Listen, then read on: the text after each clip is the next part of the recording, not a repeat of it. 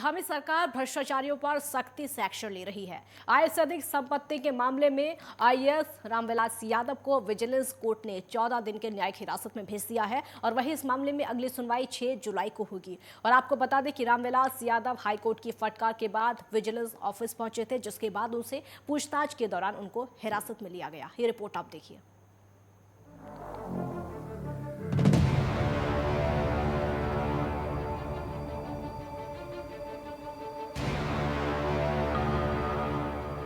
आय से अधिक संपत्ति मामले में आईएएस अधिकारी रामविलास यादव को राज्य सतर्कता विभाग ने हिरासत में लिया था, जिसके बाद इस मामले में वरिष्ठ अधिकारी रामविलास यादव को विजिलेंस कोर्ट ने 14 दिन के न्यायिक हिरासत का फैसला सुनाया। हालांकि 6 जुलाई को अगली सुनवाई होगी।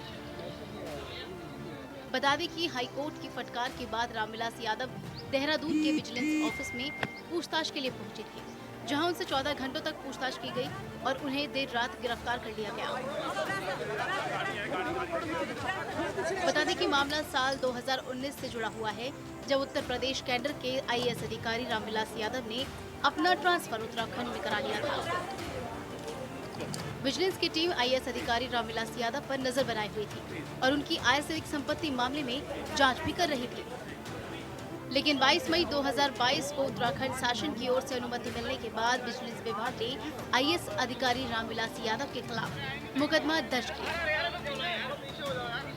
आईएएस अधिकारी रामविलास यादव को विजिलेंस की टीम ने कई बार बयान दर्ज कराने के लिए बुलाया था, लेकिन इस जांच के डर से उन्होंने अपना कभी भी सहयोग नहीं दिया। इसके बाद 21 जून को गिरफ्तारी के डर के चलते रामविलास यादव ने नैनीताल हाईकोर्ट में गिरफ्तारी स्टे की याचिका दायर की, जिसके बाद नैनीताल हाईकोर्ट में सुनवाई के दौरान पीठ ने आईएएस अधिकारी रामविलास यादव को सख्त निर्देश देते हुए कहा कि इस जांच में वे विजिलेंस टीम का सहयोग करें, जिसके चलते 22 जून को खुद रामविलास यादव सतर्कता विभाग के कार्यालय पहुंचे, जहां लंबी पूछताछ के बाद देर रात विजिलेंस की टीम ने आईएएस अधिकारी रामविलास यादव को गिरफ्तार कर लिया।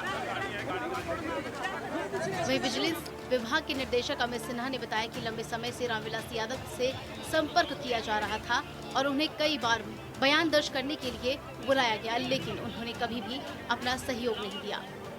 कि हमने शुरुआत की अपनी प्रिलिमिनरी इंक्वायरी में ये पाया था कि इनकी संपत्ति आय से अधिक जो है वो 522% के करीब आ रही थी, जो कि काफ़ी अधिक थी। तो इसलिए हमने शासन से अनुमति मांगी थी कि इसमें हमें मुकदमा दर्ज करने की परमिशन मिले, जो हमें मिल गई। उसके बाद हमने जो जांच की तो जांच में हमें कई सारे ऐसे दस्तावेज मिले जो उनके घरों के छापे से भी मिले, जो कि ऐसे थे जिससे कि हम इनके भ्रष्टाचार के ऊपर काफ़ी मतलब साक्ष्य जिसको कहते हैं मिला हमें। तो उसके आधार पे हमने इनको दबिश दी इनके घरों पे और इनको पूछताछ के लिए बुलाया। जब ये आए तो इन्होंने जो सवाल हमने किया उसका ये जवाब संतोषजनक नहीं दे पा रहे हैं, क्योंकि इनके पास कई सारे ऐसे दस्तावेज हैं जिनका कि इनके पास कोई जवाब नहीं है। तो इस आधार पे इनको गिरफ्तार कल रात किया गया 2:15 पर और आज हम इनको कोर्ट में पेश करेंगे। आईएएस अधिकारी रामविलास यादव के वकील एमएस पंत ने बताया कि विजिलेंस कोर्ट में पेश होने के बाद कोर्ट ने आईएएस अधिकारी रामविलास यादव को 14 दिन की न्यायिक हिरासत में भेजा था। इसके बाद अब अगली सुनवाई 6 जुलाई को होनी है। सर दरअसल जैसा कि आपको जानकारी है ही कि एक आय से अधिक संपत्ति के मामले में आईएएस रामविलास यादव के विरुद्ध एक मामला पंजीकृत हुआ था 19 अप्रैल 2022 में।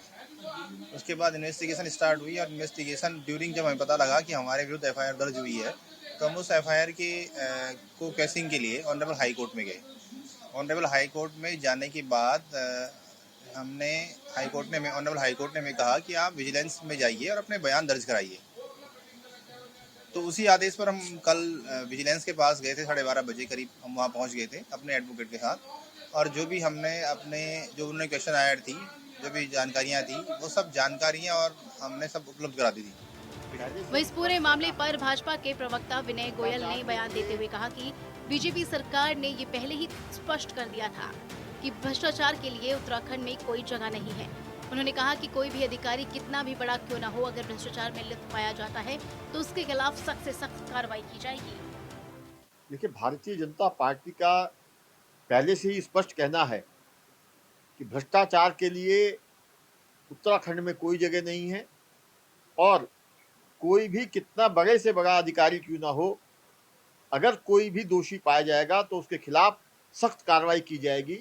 ये उसी का परिणाम है। वहीं कांग्रेस ने आईएएस अधिकारी रामविलास यादव के बहाने सरकार पर निशाना साधा। कांग्रेस के प्रदेश उपाध्यक्ष मथुरा दत्त जोशी का कहना है कि जीरो टॉलरेंस की सरकार में अधिकारियों के ऊपर बैठने वाले मंत्रियों की भी जांच होनी चाहिए, क्योंकि बिना शह के कोई भी भ्रष्टाचार नहीं पनप सकता। यहाँ की सरकार ने कोई नया नहीं किया, कोई बहुत बड़ा कमाल नहीं कर दिया है। और जहाँ तक गणेश जोशी जी की बात है कि उन्होंने कहा कि हमारे पास कई रामविलास यादव हैं, तो मैं तो ये पूछना चाहता हूँ रामविलास यादव हैं कहाँ? विगत 5 वर्षों से 6 वर्षों से उनकी सरकार उत्तराखंड में काम कर रही है। जीरो टॉलरेंस की बात करते हैं, अगर ऐसे कहीं है तो ये कहाँ छिपा के रखे हैं? कृपया उनको भी बाहर निकालिए या अपना भी देख लीजिए। मंत्रियों के ऊपर भी तो देखें, जिन मंत्रियों के अधीन ये अधिकारी काम कर रहे हैं, क्या उन मंत्रियों का संरक्षण इन अधिकारियों को नहीं है? ये बात करते हैं जीरो टॉलरेंस की। पूरी सरकार भ्रष्टाचार में आखंड तक डूबी हुई है। जहां एक ओर विजिलेंस विभाग अपने स्तर से लगातार कार्रवाई कर रही थी, तो वहीं दूसरी ओर सरकार ने इस मामले को गंभीरता से देखते हुए आईएएस अधिकारी रामविलास यादव को सस्पेंड कर दिया।